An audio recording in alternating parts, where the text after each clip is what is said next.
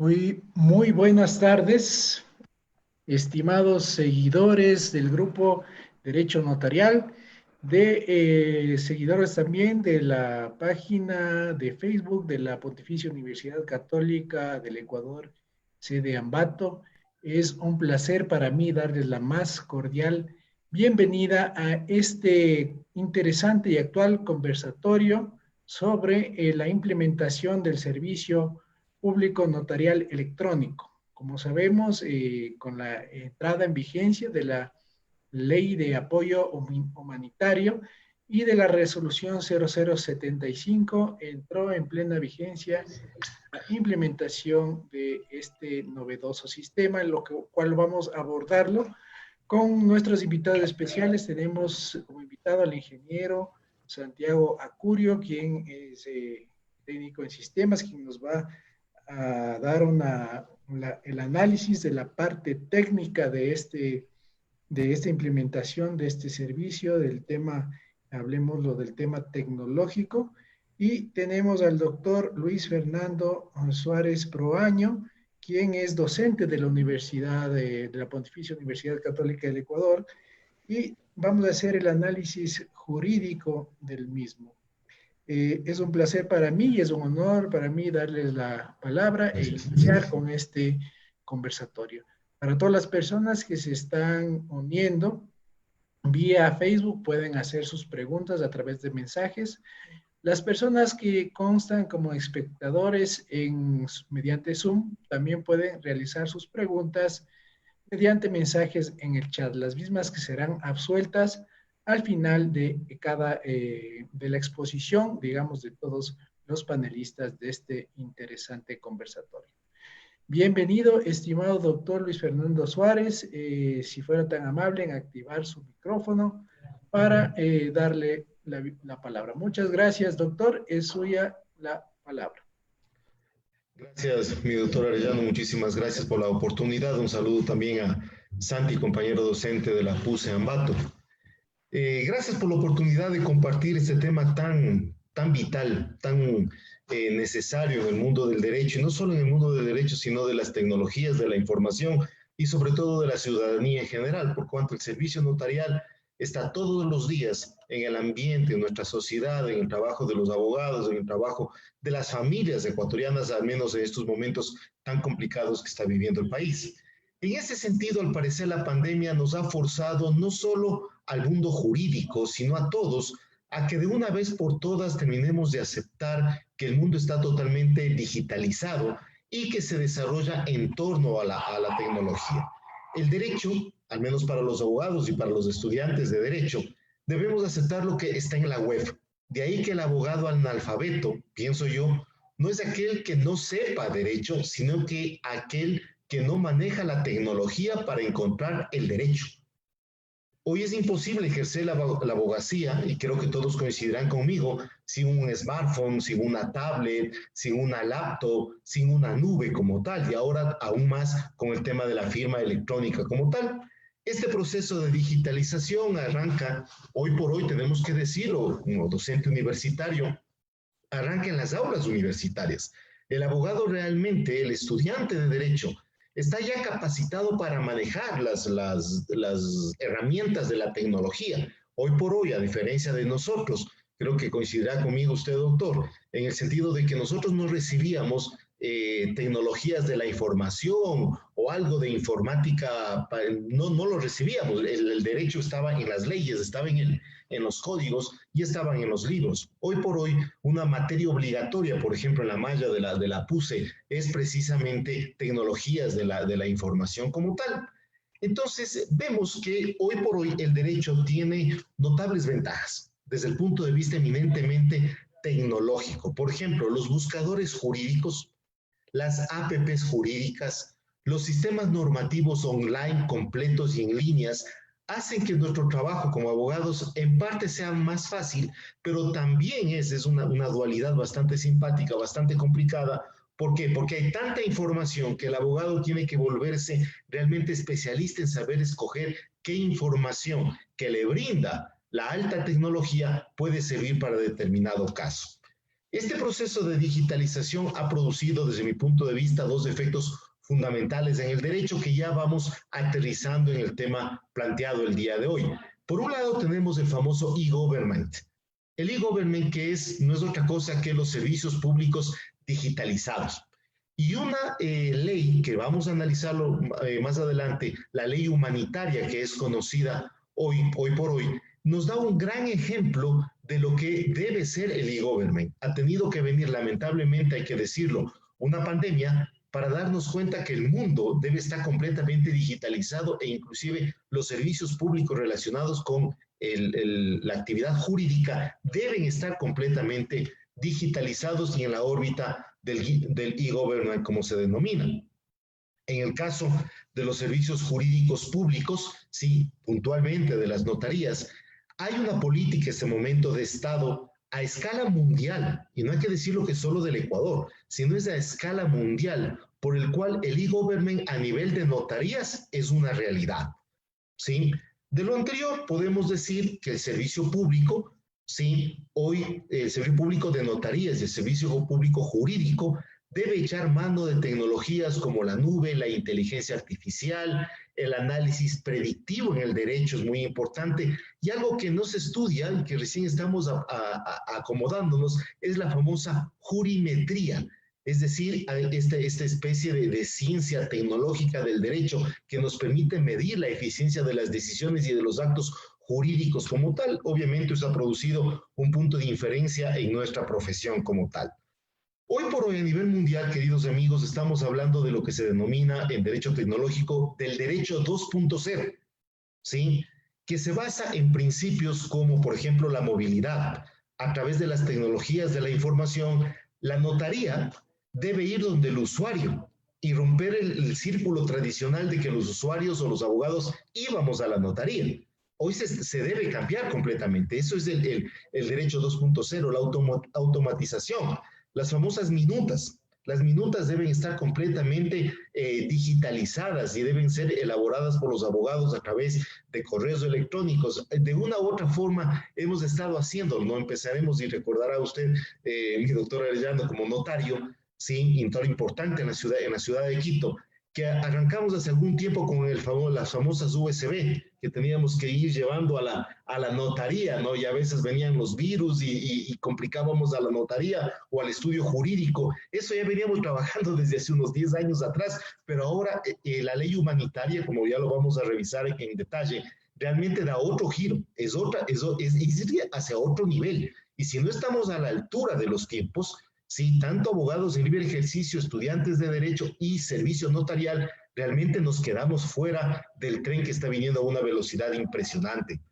Como les había dicho, esta famosa, que algún rato ojalá podamos conversar, de la famosa jurimetría o analytics laws, que se llama el derecho analítico como tal, la digitalización, la integración, son otras de las características fundamentales que tiene este famoso derecho de alta tecnología como tal.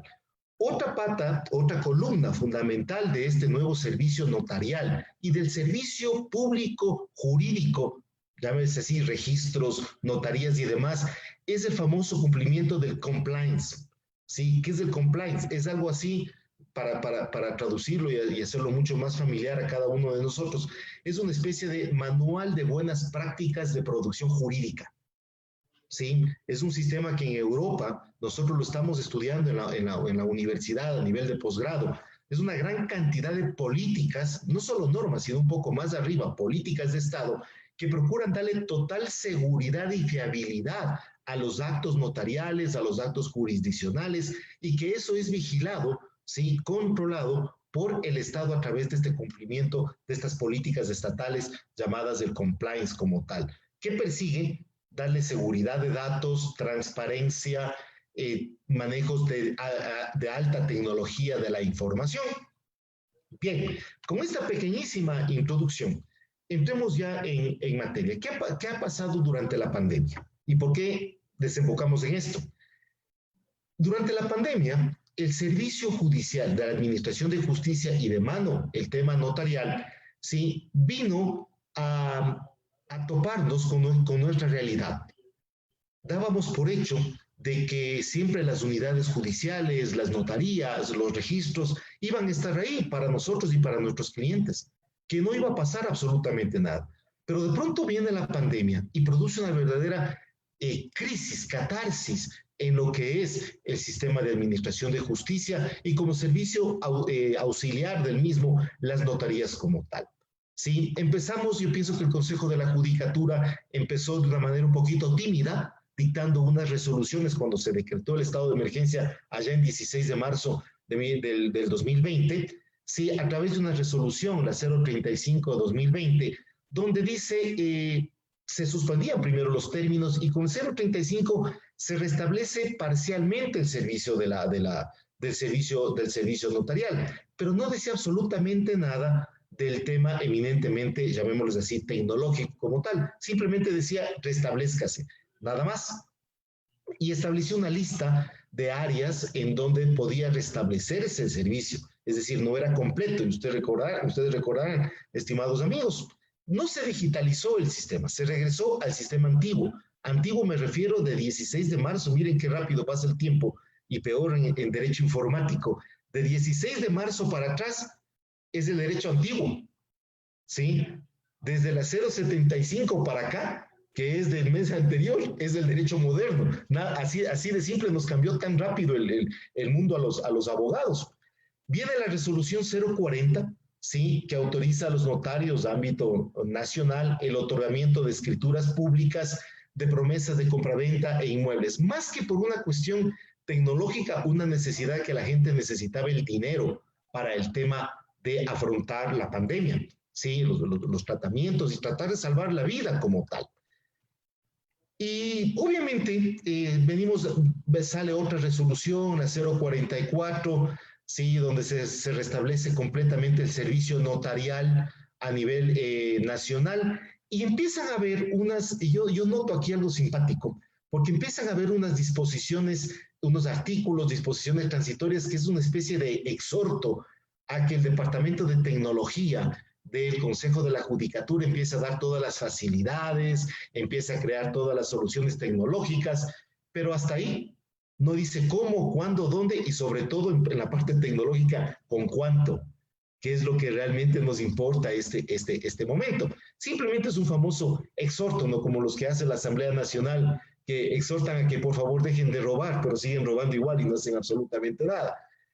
En todo caso, llegamos a esta famosa resolución 075. Pero la resolución 075 es producto ¿de qué? Es producto de lo que dispone la disposición transitoria segunda de la ley orgánica de apoyo humanitario, la ley humanitaria como tal, que es una ley que a los abogados, sí, que somos un poquito acuciosos de este tema, se ha producido una serie de cambios legales, ¿sí? No expresos, sino tácitos, en una gran cantidad de cuerpos normativos, ¿sí? Código laboral, ley de inquilinato, Código Orgánico de las Finanzas Públicas, Código Orgánico de Administración Territorial, y obviamente, aunque no lo veamos, desde mi punto de vista, se produce casi una reforma dramática de lo que es la Ley de Comercio Electrónico y firmas electrónicas. Es un nombre larguísimo, pero bueno, es la ley de Comercio Electrónico. Rápidamente, ¿qué nos dice en la parte muy puntual de esta disposición segunda de la ley humanitaria?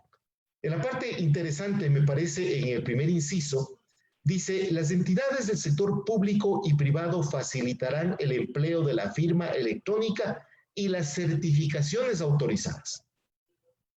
A ver, vamos a hacer un análisis un poquito de interpretación del derecho, ¿no? Vamos a abrir los libros de Atienza para entender lo que es esto de la interpretación y de la argumentación. Está perfecto, dice, las entidades del sector público y privado facilitarán el empleo de la firma electrónica, no dice obligatorio, ¿sí? Y las certificaciones autorizadas. ¿Cuáles certificaciones? Nunca se nos dijo, ¿sí? Entonces, luego de esto, nos ponen otro texto bastante simpático que dice, del mismo cuerpo normativo, dice, para la prestación del servicio notarial en el plazo de 15 días posteriores a la vigencia de esta ley, el Consejo de la Judicatura dictará el reglamento en el que se determinen los actos, contratos, diligencias que por requerir de intervención física o la constatación de los intervinientes no pueden ser realizados con la comparecencia de los otorgantes o participantes por medio del uso de medios telemáticos, electrónicos o remotos. Esto en la práctica, hasta donde yo puedo dar fe, no existe. No existe este momento todavía. ¿Sí? Además, esta lista implicaría reformas de estas tareas que supuestamente se tienen que hacer vía telemática. Existen tareas que requieren urgentemente de reformas, por ejemplo, al Código Civil, al Código Penal, al Código de Comercio. Miren, es un poco macabro lo que yo les voy a compartir, queridos amigos. Este momento, ¿sí? En lugar de estar constituyendo compañías, haciendo contratos o algo por el estilo, qué pena decirlo, estamos haciendo testamentos los abogados. Estamos haciendo testamentos. Y por ahí hubieron algunas novedades en algunas notarías. Qué pena decirlo, yo trabajo mucho con las notarías de aquí en el Cantón Ambato, son excelentes profesionales. Sí, pero a veces los ayudantes y nos salen con algunas nuevas teorías del derecho. Yo les digo que son mis pequeños Kelsen, que se inventan el derecho de la noche a la mañana. Y me dice, mire, sí, vamos a hacer un testamento, pero tienen que traerme los testigos, ¿de acuerdo? El Código Civil dice. Dice, pero oiga, los testigos tienen que ser contemporáneos del testador. A ver, ¿cómo se...? O sea, el testador tiene cerca de 85 años. ¿De dónde me saco a los compañeros del kinder? O sea, ¿de dónde me saco a los señores que sean contemporáneos? Tiene que ser cualquiera. No dice eso el Código Civil. No dice eso el Código Civil. Entonces, entiendo por un poco esta situación que estamos viviendo. Pero si es que por un lado, el aspecto tecnológico del derecho nos han obligado a subirnos en un Ferrari, resulta que el motor todavía es de un Fiat Uno o de un Suzuki Forza, porque el derecho, ¿sí? El derecho sustantivo, el Código Civil, el Código Penal, la ley de compañías, ¿sí? No está todavía adecuada, no están adecuados a lo que la ley humanitaria está solicitando. Dice, todos los demás actos, contratos y diligencias, la comparecencia a través de sistemas telemáticos, electrónicos o remotos tendrá plena validez y la misma eficacia que la comparecencia física en relación con las solemnidades formalidades o la manifestación de voluntad y será admitida como prueba en juicio. Aquí les soy sincero, mis queridos amigos, sí, como abogado litigante casi me muero. ¿Cómo puede ser posible que nos digan que está bien que sea prueba, pero la prueba, de acuerdo al Código Orgánico General de Procesos, debe ser presentada, debe ser anunciada y luego practicada? Aquí con una ley dijo, ya admítase. ¿Dónde queda la admisibilidad de la prueba? Entonces, aquí hay un error de fondo, mi estimado doctor y mis estimados amigos, porque con un documento realizado por vía telemática, por vía electrónica, por vía remota, yo ya puedo ir a una audiencia, decirle, señor juez, esta prueba no admite prueba en contrario, ni siquiera tiene que ser impugnada porque ya tiene, por presunción de la ley humanitaria, ya tiene que ser admitida como prueba en juicio. Estos detalles realmente son terribles que se les haya pasado. Entiendo la premura, pero en todo caso realmente nos preocupa en la práctica como tal. Y ya para ir cerrando esta parte, ya en la resolución, repito, la resolución 075-2020 del Consejo de la Judicatura, como que aterriza esta disposición de la ley humanitaria, ¿sí? Hace una especie de reglamento. Recordemos que es una resolución, no es un reglamento, y la ley humanitaria hablaba de reglamento como tal, y desde el punto de vista de la primacía de la ley, ¿sí? Entre reglamento y resolución hay una diferencia abismal. Hasta este momento no existe el reglamento como tal, existe una resolución de carácter administrativa, con todas las implicaciones legales que eso implica como tal.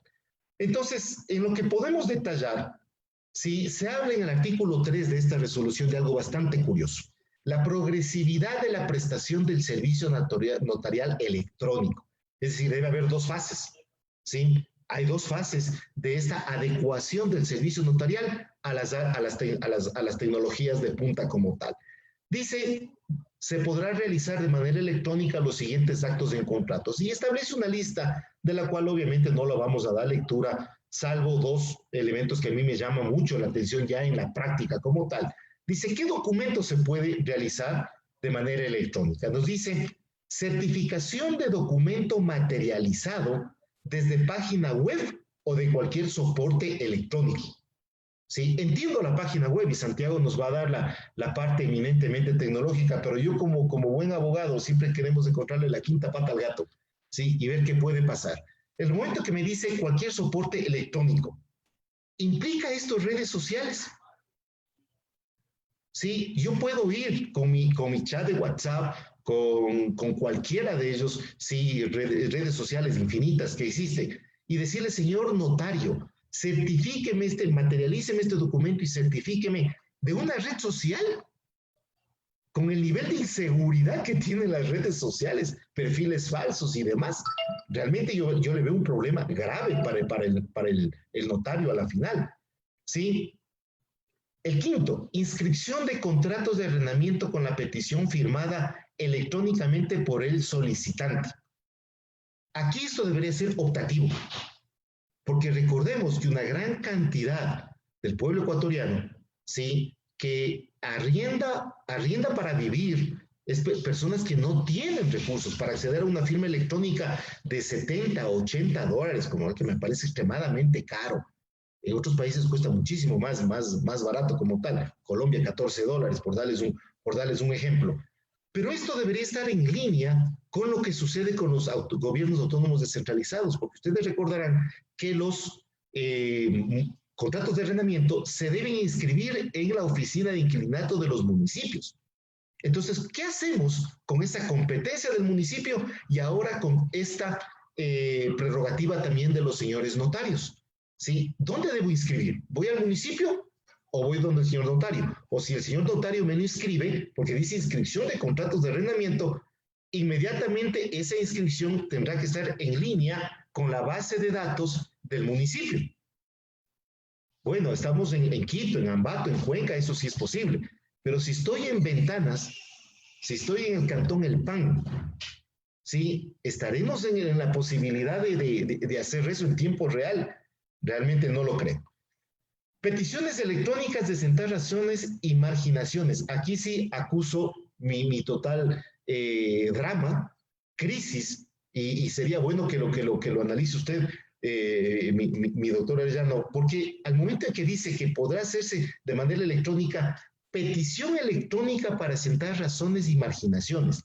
Esto implica que el usuario debe entregarle, entiendo yo, electrónicamente el documento para solicitar que se siente razón. Y solo aquellos documentos que formen parte del protocolo de la notaría. Porque, ¿qué razón va a sentar el señor notario? Sino los documentos que tiene en su base de datos. ¿Sí? Entonces, si yo le solicito al doctor Arellano, certifíqueme electrónicamente una escritura, una copia de una escritura de compraventa que está en su protocolo, ¿sí? Debería de haber dicho que existan estos documentos, estén en el protocolo de la notaría, porque está extremadamente amplio. Yo puedo pedirle de cualquier otra. Después de esto, ya para ahora sí cerrar este asunto, dice, todas las peticiones de jurisdicción voluntaria que se presenten ante el notario público por otorgantes que cuenten con firma electrónica podrán ser remitidas por vía telemática. De igual manera, las o los notarios podrán receptar las correspondientes minutas presentadas por los abogados que requieran del servicio, siempre que cuenten con firma electrónica. Para mí es discriminatorio. O sea, yo necesito como abogado la firma electrónica necesariamente para presentarle a usted, señor notario, cualquier tipo de petición de jurisdicción voluntaria. ¿Qué pasa si no tengo firma electrónica? ¿Me van a denegar el servicio? Muy importante esto. Se debe garantizar el acceso al usuario o al abogado, como decimos aquí, al documento que se ha realizado y que ha quedado en la notaría. Esto también no se lo dice. ¿Puedo yo como abogado, una pregunta, ya la parte técnica, sí, como abogado, entrar a la base de datos que deberá tener la notaría para yo pedir, por ejemplo, una copia certificada, sin hacer toda la vuelta que hay que hacer ahora en la notaría para obtener una copia certificada? Sería hermoso eso, claro. Se paga la tasa adecuada vía transferencia bancaria o todo lo que sea. La factura me llega, si de cualquier cosa nos llega la factura electrónica, puede llegar también de la notaría, debería llegar también. ¿Sí? Y por último, ya lamentablemente, nos va a faltar mucho tiempo. Sí, insisto en esto, el artículo 4 es lo que más me alarma, mis estimados amigos. Validez de actos notariales a través de medios electrónicos. Los actos notariales realizados a través de medios electrónicos tendrán plena validez y la misma eficacia que aquellos otorgados a los comparecientes, que concurran de manera presencial en relación con las solemnidades o la manifestación de voluntad y serán emitidos con prueba de juicio. Copian textualmente, hacen un copiar-pegar de la ley humanitaria. Pero ¿qué pasa aquí? Para mí existe un problema conceptual muy, muy profundo, ¿sí? Y de técnica legal procesal. ¿Puede una resolución administrativa del Consejo de la Judicatura crear medios probatorios? Porque aquí está creando un medio probatorio. La certificación electrónica del señor notario. El Código Orgánico Procesal no dice eso. Medios probatorios son testimoniales, documentales que se dividen en públicos y privados, peritos e inspección judicial. Si este momento le estamos dando el carácter a la certificación electrónica de un señor notario, el carácter de documento público, realmente estamos hablando de cosas mayores, de cosas mayores. La eficacia de la prueba probatoria no se da por resolución. Otro problema gravísimo también, que se olvidaron los señores del Consejo de la Judicatura.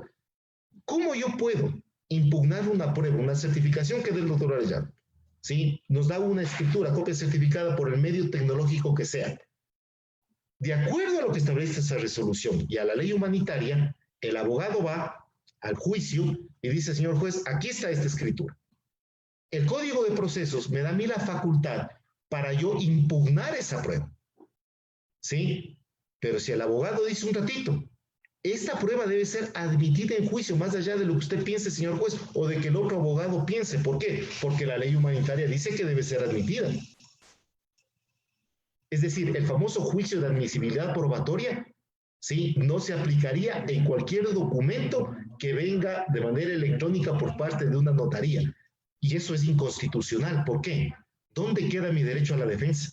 Mi derecho a la contradicción, mi derecho a la impugnación. Entonces, ahí tenemos un grave problema, ¿sí? Conceptual del tema de los documentos. Y no sé, si yo quisiera terminar ahí para quizás al final podamos conversar un poquito más sobre el tema, que es lo que realmente me preocupa muchísimo de la eficacia del documento. Muchas gracias, mi doctor. Gracias a usted, estimado doctor Luis Fernando Suárez, un análisis académico profundo que lo vamos, como usted lo indicó, lo vamos a seguir analizando más adelante. En este momento, para seguir con la temática del foro, le voy a dar la palabra al ingeniero Santiago Acurio Maldonado, quien nos va a hacer una presentación y un análisis eminentemente técnico respecto de la utilización o de la implementación de este servicio notarial electrónico. Bienvenido, ingeniero Santiago Acurio. Tiene usted la palabra. Muchísimas gracias, Arellano. Vamos entonces ahora a hablar un poco, haciendo un paréntesis a esta explicación, a esta aclaración bastante técnica también del doctor Luis Fernando Suárez, y vamos a hablar desde la perspectiva técnica sobre algunos de los procesos y de manera particular, como ya lo ha mencionado el doctor, vamos a hablar de manera puntual de la documentación electrónica y del proceso de la firma sobre un documento. Para esto, de manera un poco rápida, vamos a hablar de la firma electrónica, ¿no? Es la consignación de manera electrónica dentro de un mensaje de datos de una firma. Tal como nosotros firmamos en un documento físico, la firma electrónica se anexa a un mensaje de datos. Esto es lo importante que hay que conocer. Y solamente lo puede hacer el titular del mensaje de datos, ¿no? Con esta firma, el titular del mensaje aprueba y reconoce la información que está dentro del mensaje de datos. Esto es importante conocer. Bien decía el doctor Suárez hace un momento, ¿no? El mensaje de datos puede ser una gran cantidad de información. Al hablar de mensaje de datos, nosotros estamos hablando no solamente de un documento escrito, sino podríamos llegar inclusive a pensar de que estamos, al hablar de mensaje de datos, podemos estar hablando de un video, podemos estar hablando, como bien decía el doctor Suárez, de un conjunto de mensajes de chat o de una página web. La firma electrónica tiene validez y se reconocen de manera con el mismo acto jurídico que una firma manuscrita. ¿Qué no es una firma electrónica? Firmas manuscríticas digitalizadas o escaneadas que definitivamente no tienen soporte legal. Vamos a entender rápidamente cómo funciona esto de la firma electrónica. En nuestro medio, el primer mecanismo de firma electrónica es un token, un pequeño dispositivo electrónico que me permite desde dos perspectivas, hardware y software, mantener la seguridad de una firma digital, que se mezcla a través de un conjunto de elementos, algoritmos matemáticos, permiten que el mensaje de datos original de bit a bit se mezcle con la firma electrónica, lo que llamamos nosotros la llave privada, se mezcla a través de un algoritmo hash. La firma electrónica puede venir en un token, puede venir en un archivo, en un formato HMS o en formato roaming. La firma electrónica se junta, mezcla, varía bit a bit al mensaje original y genera un documento nuevamente firmado electrónicamente que a su vez puede ser con una llave pública que normalmente tiene el receptor, la persona que recibe el documento firmado tiene una llave pública que es de fácil acceso y que es emitida normalmente por un tercero, que me permite reconstruir el documento o validar el documento como firmado. En nuestro medio, a través de la legislación ecuatoriana y desde la perspectiva técnica, quien está haciendo de tercero es el Banco Central del Ecuador a través de una plataforma informática y de un conjunto de servicios que me facilitan la validación de una firma electrónica dentro de un documento que ha sido digitalizado y firmado. El mensaje de datos de manera original mantiene de alguna manera la garantía de originalidad, es decir, un mensaje de datos que ha sido firmado electrónicamente no puede ser adulterado sin el momento que cambia, automáticamente la firma electrónica pierde validez. Vaya solamente a ser cambiado un bit, un color, si estamos hablando de un documento de imagen, si estamos hablando de un documento de video, se aumentó un segundo de video, se aumentó una tilde, se aumentó un signo, una gráfica dentro de algún documento, pues automáticamente al ser firmado cambiará y la firma electrónica perderá su validez. Vamos a ver ya esto dentro de un ejercicio más adelante.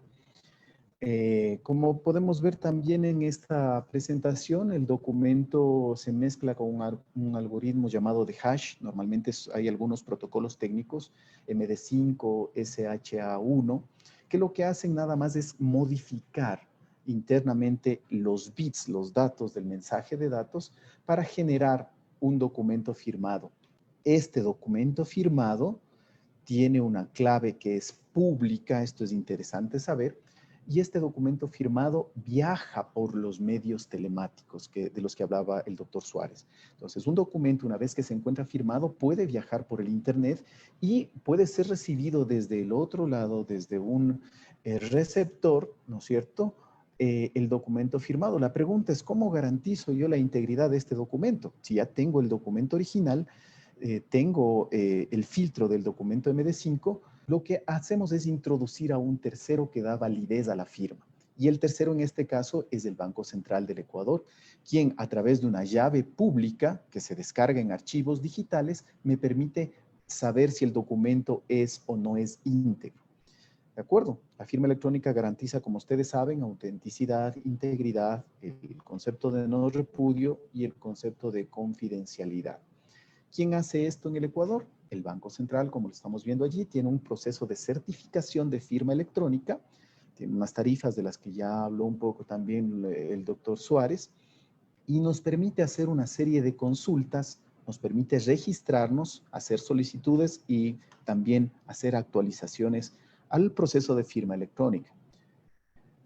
También hay algunos mecanismos que nos permiten verificar la validez de una firma electrónica, como es el concepto de la instalación de certificados de raíz y certificados subordinados del Banco Central. Aquí está el detalle.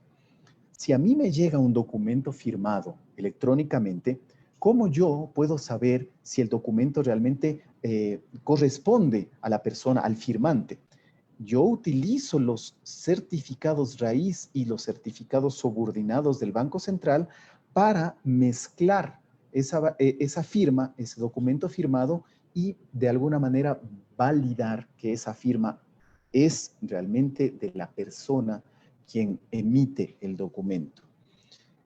No solamente que me permite validar la firma, sino que me permite utilizar cualquiera de los mecanismos de firma electrónica, sea el token, sea un archivo, me permiten mezclar documentos y enviar de esta manera firmados electrónicamente cualquier mensaje de datos. Hay que recordar que el mensaje de datos original es aquel que debe ser firmado. Vamos a suponer que el mensaje de datos necesita más de una firma digital. Cuando la primera persona haya firmado el documento, este se bloquea de forma que no puede ser modificado sin perder su característica de firma, y se envía a una segunda persona. La segunda persona puede firmar también el documento, ¿sí? No se altera el documento, pero sigue siendo el mismo mensaje de datos original, y así pueden firmar 2, 3 o 4 personas. Vamos a hacer ahora el ejercicio con firmas digitales precisamente válidas, y vamos a ver también cómo se puede hacer este proceso de firmas digitales, pero también con firmas digitales no válidas, ¿no? Entonces vamos a hacer un poco el ejercicio de validación y de firma dentro de los documentos ahora. En la presentación voy a compartirla más adelante también al doctor Arellano para que pueda subirla. Tenemos allí algunos URLs que pueden si ustedes tienen a bien acceder para ir mirando un poco más de información de cómo se hace el proceso digital. Sin embargo, lo vamos a realizar también acá en vivo. He dejado también ahí una nota y un convenio de cooperación entre el Banco Central y el Consejo de la Judicatura, que está facilitando la emisión de los certificados de firma digital en archivo y también en token. Estos dos están moviéndose un poco dentro del ámbito notarial y también dentro del ámbito comercial. ¿Cuáles son las diferencias entre un token y entre un archivo? Yo me atrevería a decir que es la seguridad. El token, al ser un archivo, un dispositivo físico, pues me permite mantener la seguridad también a nivel hardware, Es decir, que yo pues puedo dar fe de que estoy firmando porque utilizo mi dispositivo para hacer la firma. Claro. ¿Cuál es la diferencia entre un token o la desventaja de utilizar el token? Que pues para firmar necesito el dispositivo. Si yo no tengo el dispositivo a mano, pues no lo puedo firmar. Seguramente más adelante, en algunos años, este dispositivo será mucho más pequeño, será mucho más portable, será mucho más fácil de utilizar. Lo tendremos de pronto, se me ocurre, ¿no? En nuestros smartphones, tal vez. Podríamos firmar con nuestros smartphones, podremos firmar con nuestros dispositivos, con nuestros smartwatch. Es decir, iremos un poco ya avanzando más adelante. Sin embargo, en todos los casos, sea token o sea archivo, yo necesito de una contraseña que debo ingresar para mezclar. Y voy a hacer referencia también un poco en la práctica al Ministerio de Telecomunicaciones y de la Sociedad de la Información, quien también está poniendo a disposición del público ecuatoriano una herramienta que nos permite validar firmas digitales y también firmar documentos digitales, sea con token o sea con archivo. Esta herramienta Firma EC es un mecanismo, lo vamos a hacer en vivo acá, que nos permite saber si un documento que ha sido subido en los medios digitales, en los medios telemáticos, realmente contiene una firma válida y reconocida por el Banco Central del Ecuador. Y ya para finalizar esta parte, algunos datos nada más, desde el año 2018 hasta el año 2020, son datos actuales. Podemos ver en esta gráfica el crecimiento y la evolución que ha ido teniendo en el Ecuador el uso de la firma digital. Los datos que se presentan en las gráficas están en el orden de los millares, ¿no es cierto? Se ve ahí de 0,2 millares a 0,6 y vemos datos en bruto ya de 109.627 firmas, documentos firmados en julio del 2018 y como podemos ver la evolución es un poco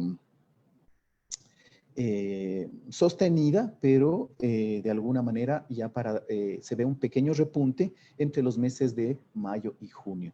podemos ver también en algunos datos, les dejo el URL acá, ¿no? Usted puede ver estos datos, están en el internet, puede descargarlos también en formato de Excel para hacer un análisis ya más a fondo de cómo está evolucionando el concepto del uso de la firma digital en el Ecuador, pero hay ministerios, GAT municipales, también hay los sistemas KIPUX de algunas empresas públicas y privadas que están utilizando lo que es ya la firma digital en el país, y en un mapa un poco de calor que se ve allí en el mapa, se puede ver que Quito está centralizado en rojo con la mayor cantidad de documentos que se están firmando electrónicamente en nuestro país en la actualidad.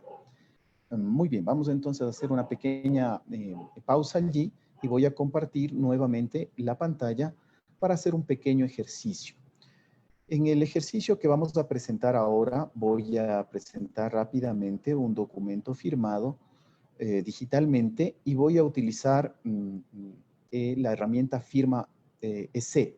Tengo la versión 2.5, está la versión 3 ya también en el medio. Este aplicativo, digámoslo así, solamente está disponible por el momento para uso en computador. Yo espero que al ser software libre, el ministerio ha tenido el acierto de desarrollar la aplicación Firma EC. No sé si Paul me puede confirmar si se está viendo la aplicación allí en pantalla. Correcto, gracias. Entonces vamos ahora a verificar un documento. Tengo yo aquí en mi poder un documento firmado por el doctor Arellano y vamos a ver cómo funciona la verificación. Cualquier persona que tuviera un documento firmado por cualquier otra persona del Ecuador y quiera validar esta información, puede utilizar esta herramienta como lo vamos a ver ahora a continuación. Hay algunas opciones. La primera es firmar un documento, es decir, yo podría, o con mi token o con mi archivo de firma digital, utilizar este mecanismo para firmar un documento. Yo voy a utilizarlo en este momento para verificar. Entonces, doy clic en examinar y voy a buscar, en este caso, un archivo digital que ha sido recibido con firma electrónica, ¿no es cierto? En este caso, vamos a utilizar un archivo PDF. Esto también es importante. La materialización de un documento o la digitalización de un documento necesita un formato intermedio. PDF, el formato PDF, por sus siglas en inglés sería un formato portable de documentos, me permite digitalizar una gran cantidad de formas de documentación digital. Es decir, puedo yo llevar a formato PDF una gran cantidad de cosas. Esa es una de las ventajas de este formato. Y al mezclarlo con la firma, voy a dar clic ahora en verificar archivo, a este archivo PDF. Vamos, ¿qué es lo que está haciendo ahora Firma EC? Firma EC está utilizando la llave pública que habíamos hablado hace unos momentos del Banco Central del Ecuador, ¿verdad? Firma EC utiliza la llave pública. Recuerden que habían dos llaves, la privada, la que tengo yo en mi token o la que tengo en mi archivo, y la llave pública. Se entiende por llave pública una que cualquier persona puede acceder. En este caso, Firma EC está accediendo a la llave pública, ¿no es cierto?, del Banco Central del Ecuador. Y mira lo que me dice. Este documento, este PDF, ha sido firmado por Paul David, con firma. Es más, me dice cuál es la empresa con la que Paul contrató su firma digital, se puede ver allí, y me dice cuál es la entidad certificadora, la fecha de la firma y la hora de la firma. Esto también es importante. Esto le da un grado de seguridad mucho mayor, mucho más alto a una firma digital cuando se comienza a poner lo que se llama el timestamp o la firma de tiempo en un documento. Esto hace que el documento digital, al ser firmado con fecha, se vuelva aún más seguro. ¿De acuerdo? Y al final aparece el estado de la firma, válida. Es decir, que aún está vigente. Es un documento firmado y es un documento válido. La firma, entonces, que venía en este documento, me estoy asegurando yo de que realmente corresponda a la persona que dice ser firmante. ¿De acuerdo? firma ese me lo ha dicho ya. Voy a abrir ese documento ahora. Por un instante voy a abrir el documento y voy a utilizar dos herramientas ahora, muy comunes en la práctica del ejercicio profesional, que son el Adobe Acrobat Reader, y voy a utilizar el Adobe Acrobat también, que es una versión ya de paga, no gratuita del Reader, que me permite modificar los archivos PDF. Entonces voy a hacer el ejercicio ingresando ahora a este documento, prueba, que se llama, es el mismo que hemos verificado, y lo voy a abrir ahora con Adobe Acrobat Reader. En primera instancia, yo al Adobe Acrobat Reader, bueno, no nos interesa en este caso el documento, sino vamos a centrar solamente en la firma. Como se puede ver en la pantalla, no sé si se puede ver allí, tenemos la firma electrónica en la parte final, correspondiente al doctor Arellano, su firma. Y en la parte superior está un espacio para firmar. En mi caso voy a firmar yo, ¿no es cierto? Voy a firmar este mismo documento. Pero yo a Adobe Acrobat Reader aún no le he provisto de la firma pública del Banco Central. Es decir, mi programa no sabe que la firma del doctor Arellano es válida. Mire, es más, tengo un mensaje en pantalla que me dice, hay al menos una firma que presenta problemas. Si yo doy clic en el panel de firma, puedo yo verificar que tengo una firma firmado por Paul David, ¿verdad? Pero me dice que es de validez desconocida. Me dice que aún no hay modificaciones en el documento desde que Paul firmó. Hasta el momento el documento no ha sido modificado. Me dice la hora, pero no me da validez. La firma no me reconoce como válida. ¿Por qué? Porque aún yo no le he dado la firma pública al documento Adobe Acrobat Reader. Vamos a hacer este ejercicio ya más adelante en el momento de la prueba de la validación. Sin embargo, con este documento gratuito, yo puedo firmar también un documento. Voy a hacer el ejercicio ahora precisamente. En el espacio en donde está mi nombre, voy a hacer en este momento el registro de la firma. Entonces me voy a más herramientas, ¿verdad? Y voy a utilizar la opción certificados. Cuando voy a dar a la opción certificados, mire que estoy utilizando una herramienta gratuita, Adobe Acrobat Reader. Tengo la opción que dice firmar digitalmente. Ok, en este momento, si yo digo firmar digitalmente, la opción que me da es en dónde quieres colocar, Santiago, la firma. Y le digo, muy bien, voy a colocarla en este espacio. Y le digo, aquí en este espacio es en donde yo voy a colocar la firma.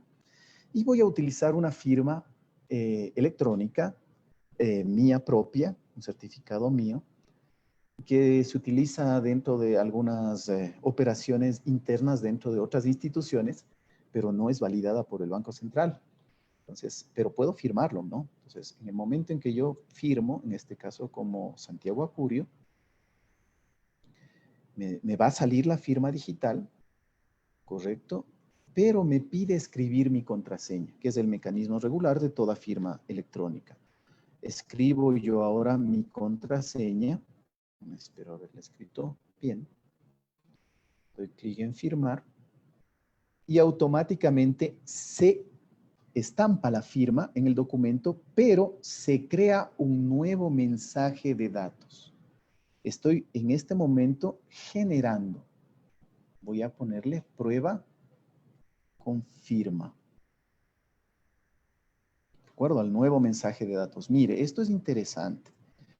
Cuando yo genero una segunda firma, yo tengo la firma, en este caso, firmado por Santiago Acurio y también firmado por Paul Arellano. Y se genera un documento nuevo, un nuevo mensaje de datos que mezcla el mensaje de datos inicial con un nuevo mensaje de datos que ahora agrega dos firmas. Perfecto. Vamos ahora a hacer el mismo proceso de validación con la misma herramienta. Firma ese. Voy a verificar nuevamente el documento y si usted se fija, voy nuevamente ahora a la carpeta y voy al documento de firma electrónica y voy a utilizar el documento que dice prueba con firma. Voy a verificar el archivo y evidentemente van a aparecer ahora en el mensaje de datos, mire, 2 firmas, ¿verdad? En el mensaje de datos aparecen 2 firmas. La firma inicial que habíamos visto anteriormente y la segunda que acabo yo de colocarla, pero sin entidad certificadora, ¿verdad? Entonces, de alguna manera, yo lo que necesito siempre es validar los mensajes de datos. La firma electrónica me permite hacerlo.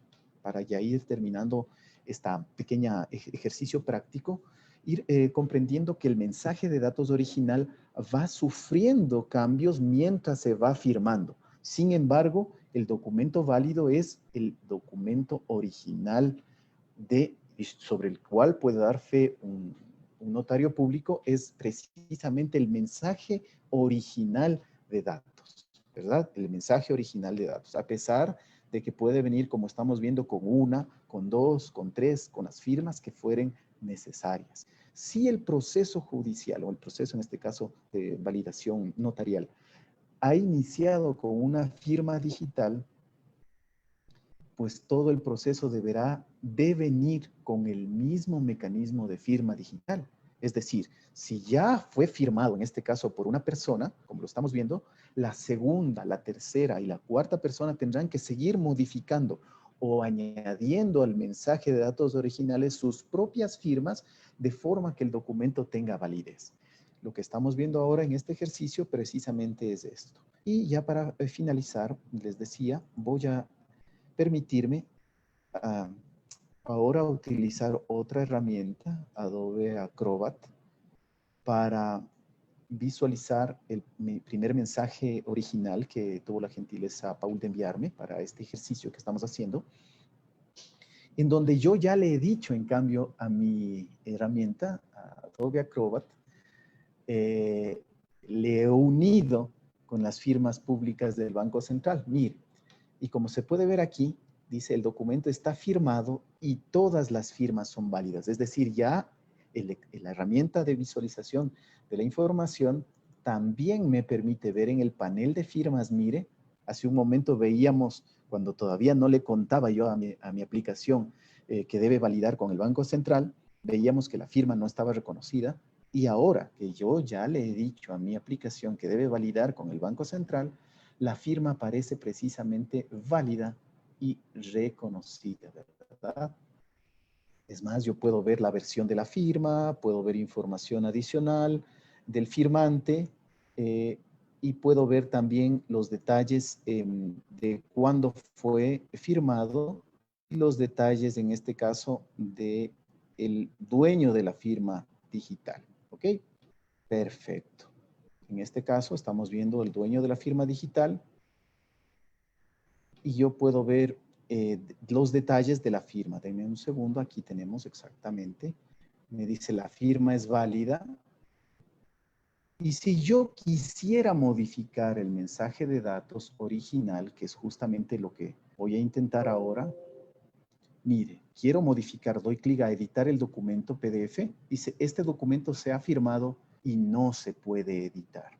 ¿Qué significa esto? Que una vez que yo estampo la firma, sobre todo si he utilizado tiempos, fechas y un tercero, que en este caso es el Banco Central, tengo la certeza de que una vez que ha sido firmado, este documento, esta prueba, esta digitalización de una evidencia no puede ser modificada. El procedimiento, bueno, de cómo se hace, de pronto podríamos hablarlo más adelante, si es que fuera el caso, técnicamente cómo se incluyen las firmas y los certificados digitales, de pronto se puede también hablar o abordar desde una perspectiva técnica, de pronto en alguna otra oportunidad. Yo con esto voy a dar por finalizada la parte técnica, dando un poco de énfasis al concepto del documento digital original. El documento digital original que comienza a ser firmado es precisamente sobre el cual 1, 2 o 3 personas deben seguir manejando la firma de manera digital. Con esto, pues, les dejaría abierto el micrófono para... Muchas gracias. Muchas gracias, Santiago. Muy interesante tu exposición, muy didáctica. Creo que todos tenemos más claro ahora cómo se debe firmar un documento electrónico, a pesar de que el uso ya de la firma electrónica respecto a los abogados ya se está generalizando por el tema del ingreso de los documentos firmados electrónicamente, pero es importante conocer lo que tú manifiestas, que no puede firmarse con una firma física o autógrafa y con una firma electrónica. O tienen firma electrónica o tienen firma autógrafa. Me voy a permitir ahora seguir con el foro. Yo voy a compartir igualmente la pantalla. Les voy a hacer un análisis desde el punto de vista notarial respecto del documento. En sus pantallas ustedes tienen unas diapositivas que he presentado respecto de lo que es el documento electrónico, que me parece súper importante, ya que lo que primero debemos saber nosotros es qué es un documento notarial digital, un documento electrónico y la firma electrónica que ya hemos hablado. Les voy a empezar con algo muy práctico, muy sencillo, que es que todos los documentos, como vemos en sus pantallas, tienen una piedra que está grabada, tienen el papiro, tienen una escritura que está hecha a mano, tienen un documento a máquina de escribir, tienen un documento en procesamiento de Word, y ahora tenemos documentos en formatos electrónicos o mensajes de datos. O sea, desde un análisis práctico, lo que estamos haciendo es dando un paso desde el documento que era antes piedra, ahora lo tenemos el documento digital o electrónico. Toda la normativa respecto de los documentos, el abogado lo puede aplicar también a los documentos electrónicos, a los mensajes de datos. Si hay una falsificación de un documento físico, igual puede haber una falsificación de un documento electrónico. Si nosotros tenemos un documento físico que constituye un documento público, igual puede haber un documento electrónico que constituya un documento electrónico. Eso es lo que debemos analizar.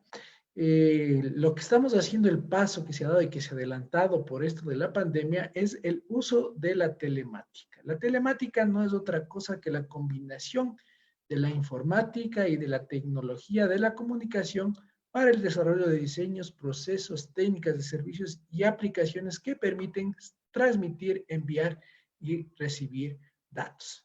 En derecho notarial, la telemática lo que permite, y ahorita con este paso que estamos dando, va a permitir la transmisión segura de la información entre el notario, instituciones públicas, privadas y los usuarios. Como vimos en la charla muy interesante de Santiago, el documento firmado electrónicamente vendría a ser la nueva escritura pública digital o electrónica, que es lo que vamos a analizar más adelante. El documento público, de acuerdo al artículo 205 del COGEP, es el autorizado con las solemnidades legales. Si es otorgado ante notario e incorporado en un protocolo de registro público, se llamará escritura pública. Se consideran también instrumentos públicos los mensajes de datos otorgados, conferidos, autorizados o expedidos por y ante autoridad competente y firmados electrónicamente. Esto es importante conocer. Aquí hacemos una distinción entre el documento privado, que puede ser un documento firmado por una persona que no tenga un ejercicio de alguna autoridad pública, sino que puede ser un abogado, firma un escrito, con su firma electrónica sigue siendo un documento privado. O yo firmo una carta simple en la que solicito algún servicio con mi firma electrónica al banco, es un documento privado. Pero si ese documento, como ya hicimos el análisis, que ahora se va a poder firmar electrónicamente, lo firma el usuario, lo firma el notario, automáticamente este documento ya cambia la naturaleza, pero no por ser mensaje de datos, sino que cambia la naturaleza por la firma electrónica que la incorpora el notario. De la misma manera podemos hacer el análisis de un decreto presidencial. Si el decreto presidencial es firmado electrónicamente por el señor presidente de la República, es un documento público. pero no por el hecho del documento, sino por el hecho de la persona que interviene con su firma en el documento. Es lo que cambia la naturaleza del documento. En la resolución también vemos que se insinúa o se propone el uso de la firma electrónica y la utilización de mensajes de datos. Yo debo manifestar que en enero ya de este año, mucho antes de la pandemia, el presidente de la República ya dictó un decreto en ejecutivo en el que ya obligaba la utilización de la firma electrónica de todas las autoridades que forman parte de la función ejecutiva en la emisión de sus actos, resoluciones, disposiciones, en fin, utilizando la firma electrónica, pidiendo la socialización de la firma electrónica y la incorporación del gobierno electrónico, que no es otra cosa que el uso de la telemática en la relación con todos los usuarios y con todas las personas que forman parte de la sociedad. El documento, como habíamos visto, es la expresión en papel u otro tipo de soporte que se prueba, acredita una cosa, ilustra acerca de un hecho, una situación, una circunstancia. También se trata del escrito que presenta datos susceptibles de ser utilizados para comprobar algo como un título, una profesión, un contrato. Es decir, si nosotros tenemos una certificación o nos envían el título de bachiller digital, nosotros tendremos ese documento, que igual no es un documento, no es un documento elaborado por cualquier persona, sino hablemos que es elaborado por la institución y que tiene una firma que puede ser validada. Entonces, tenemos todos los documentos que tenemos en la parte física, también lo tenemos ahora en la parte electrónica o digital. De la misma manera que nosotros podemos escanear un documento, un título de bachiller y hacerlo a PDF, también podemos escanear un documento, un garabato, que puede hacerlo cualquier persona, sin embargo, de que ello no cambia la naturaleza por el hecho de hacerlo digital o porque el notario lo firme en una copia certificada del documento. Si usted me trae una carta para que le certifique y le tenga una copia certificada, sigue siendo copia certificada de un documento privado, de una carta. Pero si usted me trae o hacemos una copia certificada de una escritura pública que consta en el protocolo de la notaría, es una copia certificada de un documento público. Y ahí sí goza de ser un título ejecutivo y de ser prueba dentro de un juicio. Es decir, tenemos en la parte física las mismas características que tiene el documento en la parte electrónica, en el mensaje de datos. Es importante conocer esto, sobre todo para efectos de cuando se presenta un documento dentro de un proceso o dentro de un juicio. Eso pasa con las facturas electrónicas. Si es que una persona presenta una factura electrónica dentro de un juicio monitorio, pero no probó que esa factura fue entregada, fue enviada al correo electrónico, no existe el vínculo entre la persona que recibió la factura para que se consolide la aceptación de la factura y pueda demandarse en juicio monitorio. Entonces, no solamente es el hecho de tener el documento electrónico, sino también probar la relación que existe para que pueda ser una prueba y pueda ser aceptada dentro de un proceso o pueda ser impugnada dentro de un proceso, pueda ser objeto de una pericia dentro de un proceso, al igual que un documento físico, también un documento electrónico.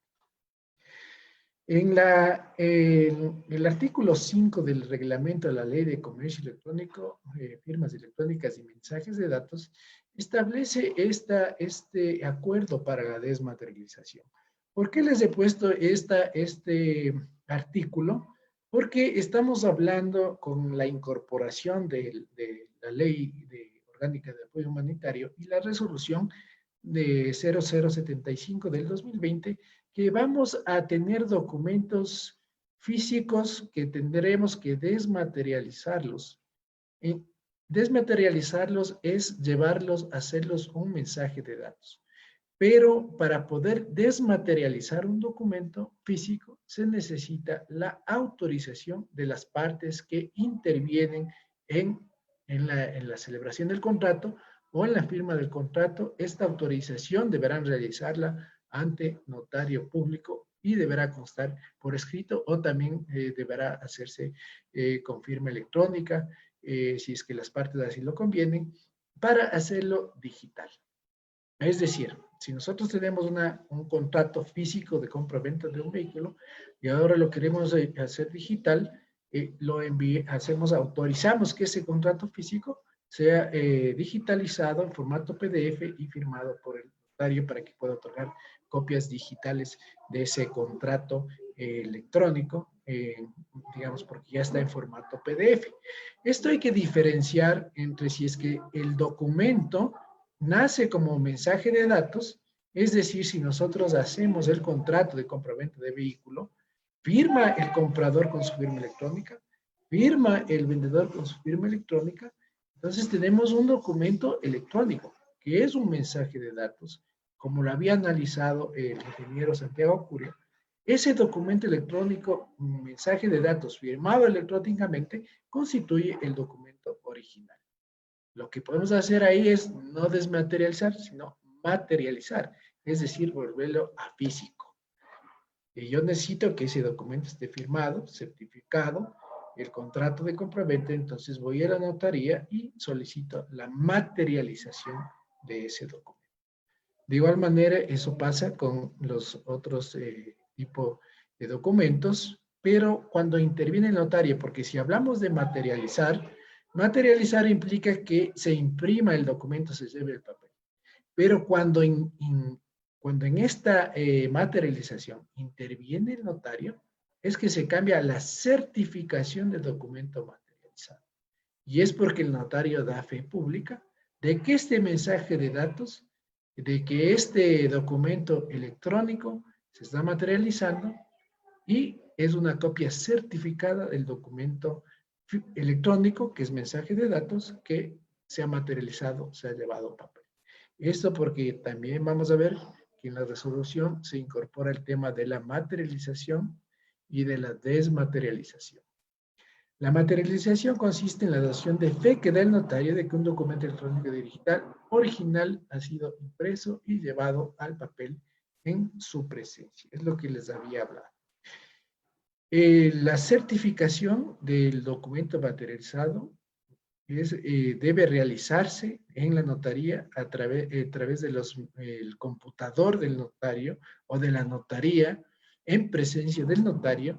No se puede materializar un documento que ya esté preimpreso. Es decir, yo no puedo llevar una factura impresa o que algún documento que esté firmado electrónicamente para que el notario me certifique, porque ya el notario no podrá verificar que se trate del documento original. Es decir, como lo indicó el ingeniero Santiago Curio, el notario, si tiene un documento firmado electrónicamente, tendrá que validar las firmas. Y una vez validadas las firmas, que está cerciorándose de que esa firma corresponde a la persona que está firmando, que esa firma es válida, que tiene una fecha de emisión. Cuando se firmó ese documento, se procederá a la materialización. Eso respecto de documentos con firma electrónica. Existen otro tipo de documentos como los correos electrónicos que también se pueden materializar, pero por el derecho a la intimidad de las personas, esto solamente lo debe realizar las partes que intervienen dentro del correo electrónico. Es decir, no cualquier persona puede pedir la materialización de cualquier correo electrónico, mensaje de datos o conversación de WhatsApp o video, en fin, como ya lo vamos a analizar. Respecto del gobierno electrónico, el decreto es del 28 de enero del 2020, que les había hablado, el decreto es del 981, el que indica que debe utilizarse la firma electrónica de manera general. Me voy a saltar esto, voy a dejar de compartir la pantalla por un momento y les voy a compartir ahora el tema de la resolución 075 para tener un análisis claro. La resolución 075 debemos tener en fecha, debemos tener presente estas fechas. Si bien es cierto, ya la resolución está emitida, pero todavía no entra en vigencia. Entrará en vigencia el 28 de julio del 2020, es decir, en la próxima semana. Todo esto que estamos analizando ahora, que estamos con el ingeniero y que estamos con el doctor Luis Fernando Suárez, todavía tenemos que esperar un paso más que deba dar el Consejo de la Judicatura. Sin embargo, es importante hacer este análisis académico a fin de estar listos y preparados, tanto los abogados, los usuarios, para la implementación de este nuevo servicio electrónico. El sistema, la utilización del sistema de interconexión entre las notarías y los registros públicos está establecido para el 19 de agosto del 2020. Va a haber una capacitación que está establecida también en la resolución que se va a realizar hasta el 11 de agosto. Esta capacitación está dirigida a los notarios, quienes van a recibir la capacitación de este sistema. Ya se les ha solicitado la información, el correo electrónico, las personas que van a manejar el sistema, cómo se va a manejar el sistema, en fin, se va a realizar esta capacitación para llegar a la interconexión. También se va a crear un módulo de atención en el sistema informático notarial.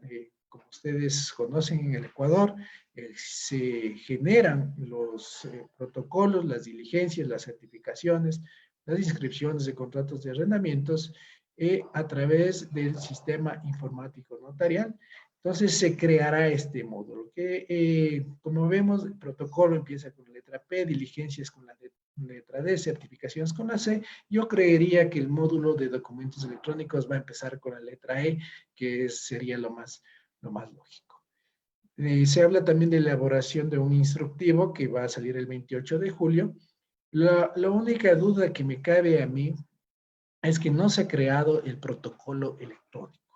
Como no se ha creado el protocolo electrónico, solamente nosotros vemos que existe una disposición respecto de que el notario archivará los documentos electrónicos, pero y lo habla de manera general, porque nos pone las minutas, nos pone las peticiones, nos pone los documentos que sean mensaje de datos, pero no hace una distinción entre la escritura pública electrónica, que vendría a ser el mensaje de datos que está firmado electrónicamente, que debería constar en el protocolo electrónico o en el protocolo digital. Esperemos que con este instructivo y con el módulo se cree este protocolo electrónico y pueda ya implementarse este paso. Están aquí establecido en la resolución 0075, se habla de 2 etapas. La primera etapa están todos estos 10 trámites que se pueden realizar o se van a realizar a partir del 28 de julio. Sin embargo, voy a hacer por el tiempo, voy solamente a hacer un pequeño análisis rápido. El tema de la protocolización de instrumentos públicos o privados por orden judicial o a solicitud de parte interesada, entendería yo que solamente es la petición y que podría mandar el documento, la petición de protocolización el abogado con su firma, ya que solamente se podrían protocolizar documentos también que sean mensajes de datos o ya que si es que la institución pública que solicite la protocolización de estos documentos no va a poder desmaterializarlos por lo que habíamos analizado del reglamento a la ley de comercio electrónico que necesitarían la autorización de las partes. Entonces eso también me cabe a mí una duda porque lo único que estamos haciendo en este caso es que la petición para la protocolización tenga una firma electrónica o digital más los documentos que se agreguen. No, sería de ver la manera como se pueda concatenar esto para que se puedan digitalizar los documentos que están en posesión de las entidades públicas que se necesitan certificar estos documentos, darle una validez legal y como vemos existe una disposición expresa en el reglamento, lo que no permitiría la aplicación de esta protocolización. Certificación electrónica de documentos desmaterializados, de eso ya les hablé y les expliqué anteriormente, no creo que exista mayor complicación. Certificación electrónica de documento electrónico original, la parte más importante aquí es el tema original, y esto yo creo que va a ser objeto de otro conversatorio con el ingeniero Santiago Curio, para que nos pueda indicar cómo el notario puede ver que un documento, un mensaje de datos es original y puede hacer la certificación de este documento electrónico original. No podemos nosotros, en teoría, lo que hablaba anteriormente, un mensaje, un correo electrónico que esté reenviado, porque ya deja de ser un mensaje original. Es decir, no puede una persona en un correo electrónico reenviarle al matrizador o reenviarle al notario para que el notario lo certifique, sino que tiene que ser el correo electrónico que recibió o que envió. Y eso aplica también para las facturas electrónicas. Entonces, se debe certificar el correo electrónico con el que está enviando la persona que generó la factura o el correo de quien recibió la factura electrónica. Eso para que pueda servir de prueba dentro del juicio. En el numeral 4 tenemos certificación de documento materializado desde página web o cualquier soporte electrónico. Esto ya lo teníamos, el tema de documento electrónico es tan amplio que si nos vamos a la ley de comercio electrónico, documento electrónico es todo mensaje de datos, y todo mensaje de datos puede ser un video, puede ser un audio, puede ser un mensaje de WhatsApp, un mensaje de Messenger o una red social, en fin, o un video que tenemos en el disco duro, lo que estamos grabando ahora, en fin, entonces es tan amplia esta facultad que lo que necesitamos es que el notario pueda saber cuál es el documento original primero. Segundo, que no todo documento se puede certificar.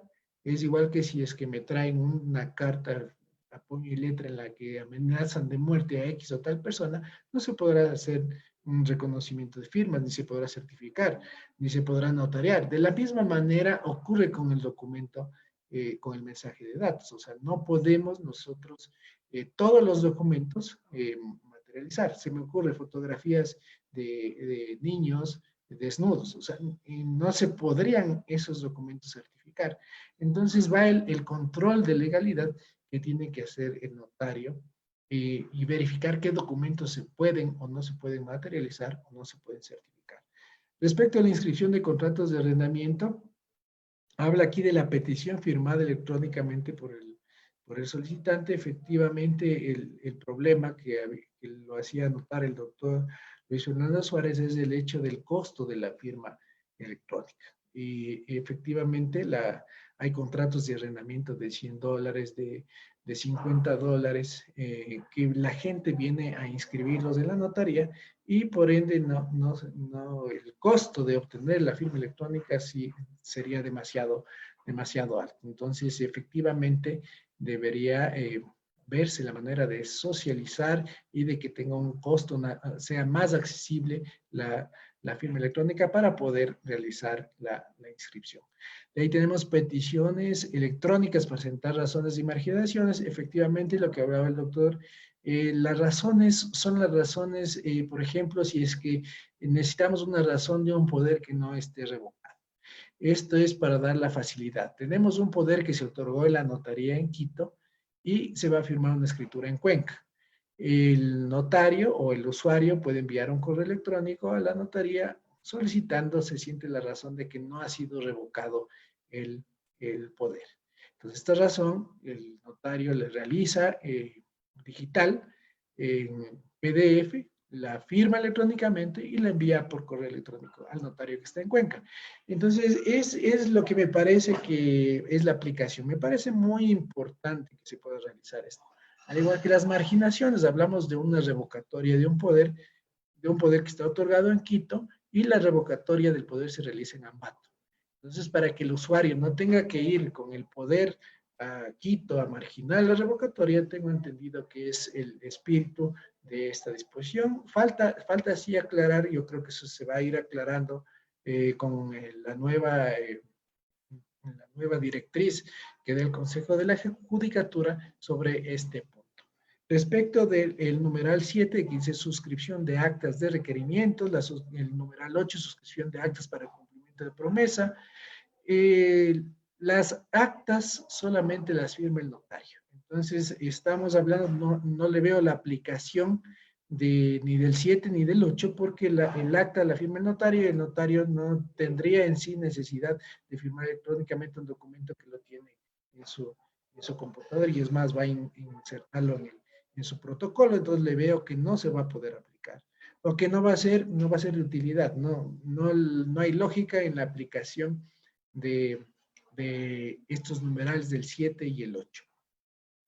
El 9, la constitución de compañías, y el 10, la constitución de las asociaciones en consorcios. Yo creo que sí, aquí, en estos dos puntos, sí estamos dando un paso importante, porque estamos hablando ya de la firma de la escritura pública con firma electrónica, que como lo habíamos analizado con el ingeniero Santiago Curio, que nos hizo una descripción práctica de cómo se realizarían las firmas. Entonces estamos viendo de que sí ya existe un paso. Sin embargo, como les he indicado, todavía me queda la duda respecto de la creación del protocolo digital, que en teoría yo estimaría que debía haberse creado por lo menos mediante resolución, ya que los otros libros que maneja el notario, como el libro de arriendos, el libro de certificaciones, el libro de otros que los maneja el notario, fueron creados con la resolución 216-2017 del Consejo de la Judicatura. Con eso termino yo mi exposición, para dar paso ahora a las preguntas. Les agradezco mucho por su atención, por su participación en este foro. Está muy interesante. Les comento que hemos tenido una concurrencia muy afluida, y se ha compartido en varios grupos en Facebook. Tenemos saludos de Gabriela Jiménez Sánchez desde Costa Rica, que también nos dice que el costo en Costa Rica es bien alto de la firma digital o electrónica, que también tiene un costo elevado que llega a los $80.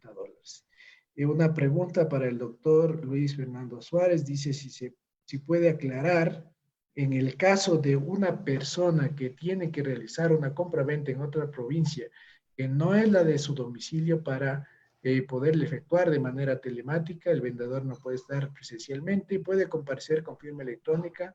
Este procedimiento lo tiene que hacer con el notario. Según manifestó el doctor Suárez, también tiene que realizarse una reunión vía Zoom con el notario. Si me puede aclarar esta duda.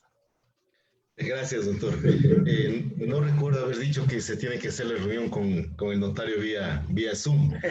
Estemos yo aprovecho y le robo 10 minutos, mi estimado doctor, porque ha habido realmente cuestiones muy interesantes que es importante, y aprovecho esta pregunta para contestarle a la compañera, a la amiga. Estemos a lo que nos dice la resolución en el artículo 3, en la primera fase, donde dice, primera etapa, se podrán realizar de manera electrónica los siguientes actos, contratos y diligencias. ¿Sí? No habla puntualmente de la suscripción de escrituras de compraventa. ¿Sí? No lo dice textualmente. ¿Ok? Sabemos, derecho público, hacemos lo que la norma dispone como tal. Y menos aún que en estos actos tan importantes como son la firma, si de una escritura pública de compraventa, se la puede hacer a través de Zoom. No creo que estemos en esa posibilidad. Pero a mí sí me preocupa muchísimo esta resolución frente a lo que dice el artículo 19 de la ley notarial. Ustedes recordarán que dice deber de los notarios, primero 19.a, receptar personalmente, interpretar y dar forma legal a la exteriorización de voluntad de quienes requieran su ministerio. Entonces es bastante genérica esta obligatoriedad, este deber que tienen los notarios según la ley notarial, el artículo 19. Viene aquí la pregunta, y un poco yo estoy haciéndolo aquí expurgándola a la resolución. Esto no dice la resolución. Entonces, a ver, la resolución reformó la ley. Estamos en ese punto, en un terreno bastante peligroso de inseguridad jurídica, Sí, asimismo, miren, yo encuentro contradicciones entre la ley notarial y la resolución. El 18.3 de la ley notarial con la resolución artículo 5, sí, me preocupa, aquí le preguntaría yo a Santi, más bien un poco dialogando entre los tres. El artículo 5 de la resolución dice textualmente, ¿no? Dice, artículo 5, validación de la firma electrónica. La validación de las firmas electrónicas de los otorgantes le corresponderá a los notarios. La validación de firma electrónica, de lo que yo entendí, es el Banco Central o alguna entidad de control la que valida la firma electrónica. O ya le dimos una nueva atribución a los señores notarios para que ellos puedan validar firmas electrónicas. Entonces, no me cuadra eso tampoco. Estamos en un serio problema también ahí. El artículo 18.4 habla de dar fe a la existencia. En definitiva, queridos amigos, creo que estamos entrando en un terreno desconocido de la vieja institución del derecho medieval, de los notarios, ¿sí? Del derecho notarial que nació en la Edad Media, que es la famosa fe pública, ¿sí? La fe pública, que es naturaleza del servicio notarial, hoy estamos entrando en una nueva etapa y que nos obliga a reflexionar, a debatir, a legislar, ¿sí? Y hacer las críticas cuando sea necesario hacerlas. Gracias, mi doctor. Perfecto, muchas gracias.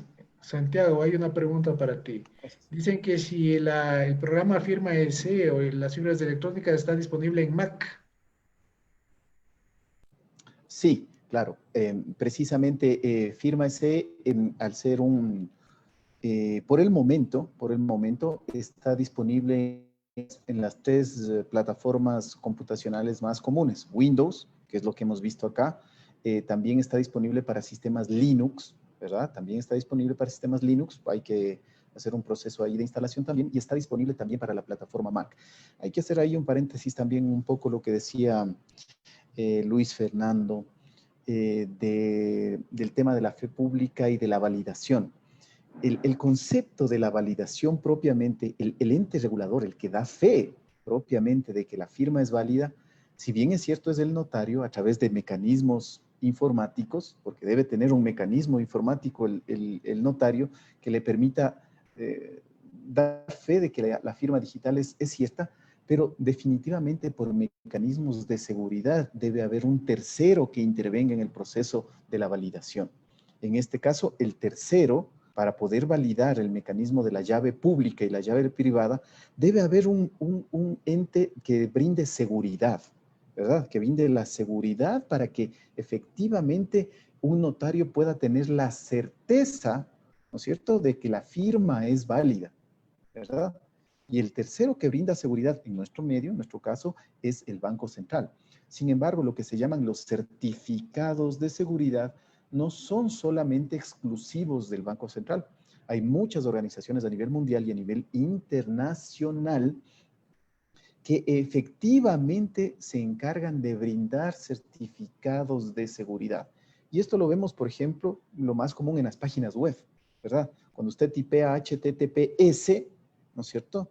¿Sí? La S al final está garantizada por una empresa a nivel internacional que garantiza la seguridad de ese sitio web, ¿verdad? Entonces, efectivamente, yo concuerdo con Luis Fernando que debemos ya ir concatenando algunos conceptos más de fondo, mucho más de fondo, como el tema de la identidad digital, ¿no es cierto?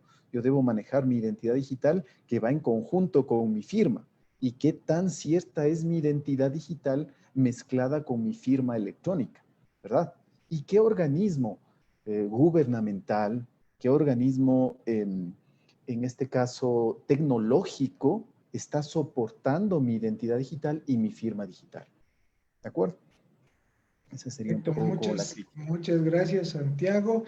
Voy a dar contestación solamente a una pregunta. Tenemos varias preguntas, pero voy a dar contestación a una que dicen, buenas noches, una pregunta, ¿se podrá hacer una posición efectiva en otra provincia diferente a donde se encuentran ubicados los bienes por vía electrónica? Bueno, lo que se puede hacer es la petición, lo que ya manifestó el doctor Luis Fernando Suárez. No se puede todavía firmar o realizar ese acto vía telemática, pero sí podrá o podría enviarnos la petición. Ahora, el problema es que la petición a la posición efectiva debe venir firmada tanto por el abogado como por los peticionarios. Y deberían tener firma electrónica tanto el abogado como los peticionarios para que ese documento pueda ser firmado electrónicamente.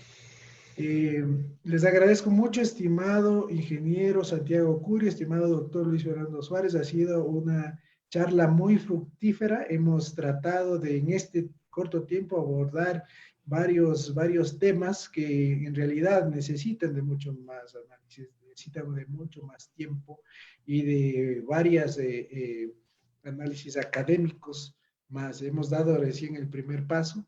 El análisis que hemos realizado hoy ha sido bien fructífero y quiero comprometerles para seguir analizando, seguir dando el paso, seguir dando pasos en estos conversatorios, en estos análisis, que lo que se busca es tratar de que mejore el servicio para la ciudadanía, que la implementación de este servicio electrónico notarial sea en beneficio de la seguridad jurídica, de la fe pública y de que se lo lleve a cabo y se lo realice con éxito. La idea es sumar y poner el hombro para que esto funcione. Y el análisis que lo realizamos es de lo más crítico, académico, a fin de que tenga éxito y viabilidad esto. Sus palabras finales, estimado Santiago, te doy la palabra y por último al doctor Luis Fernando Suárez para el cierre. Muchísimas gracias. Gracias, Paul. El tema realmente de la mezcla de la tecnología, en este caso de soportes digitales, de archivos digitales y, cómo no, de temas de seguridad, como la firma electrónica, seguramente nos van a tener conversando pues, con mucha más profundidad. Hoy, como bien decías, estamos iniciando, pero hay temas como el tema de la seguridad, ¿no es cierto? De la fiabilidad, de la certeza de los datos, que seguramente merecen un análisis mucho más profundo. Sin embargo, agradecerte también un poco, Paul, desde la Pontificia Universidad Católica del Ecuador, con nuestra sede en Ambato, la oportunidad de conversar. Somos una academia que está formada por varios profesionales en diferentes áreas del conocimiento. En este caso, estamos representando acá a la Escuela de Jurisprudencia con el doctor Luis Fernando, docente de la institución, destacado docente de nuestra institución, y en mi caso representando a la Escuela de Ingeniería en Sistemas desde una perspectiva eminentemente técnica y tecnológica, ¿verdad? Esta mezcla de conocimientos que la universidad, que la academia brinda, nos permiten tener un panorama mucho más claro. Cómo no, con mucho gusto, Paul, estamos a la disposición. Creo que es deber también de nuestra institución brindar estos espacios, ¿no es cierto?, para ir generando un debate y precisamente en momentos de análisis crítico. La universidad pues está con las puertas abiertas y precisamente estamos cumpliendo nuestra misión académica. Muchas gracias, Santiago. Estimado doctor. Gracias, mi estimado doctor, por la oportunidad. Santiago ya lo ha dicho, un profundo agradecimiento a nombre de la Pontificia Universidad Católica del Ecuador, en este caso desde Ambato.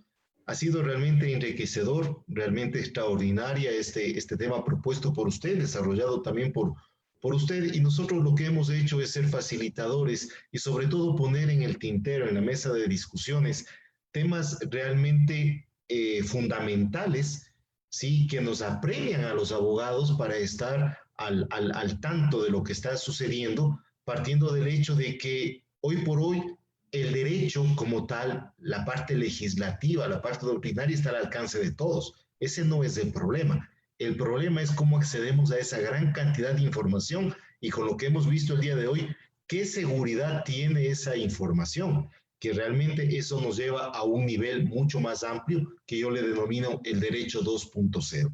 Más bien, le agradezco a usted por la oportunidad y siempre prestos para colaborar con estos tan importantes temas. Muchísimas gracias por la oportunidad.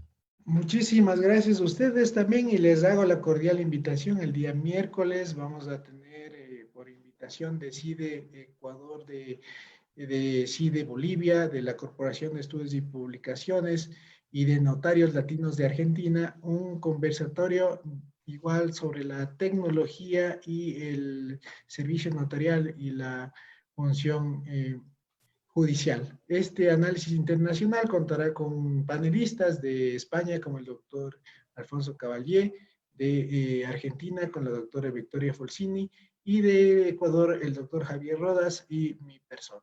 La transmisión igual será a través del mismo grupo y a través de CIDE Ecuador a las 18 horas del día miércoles. Si ustedes desean una certificación del conversatorio del día miércoles, deberán hacer el proceso de registro en la página de Facebook de la Corporación de Estudios y Publicaciones. Muchísimas gracias por habernos acompañado y por todas a las personas también que están en Facebook, que nos igual tenemos un sinnúmero de mensajes y también felicitaciones. No hemos podido complementar ni contestar algunas preguntas, pero en el próximo conversatorio que tengamos con nuestros ilustres invitados, estoy seguro que les vamos a evacuar. Muchísimas gracias y un abrazo.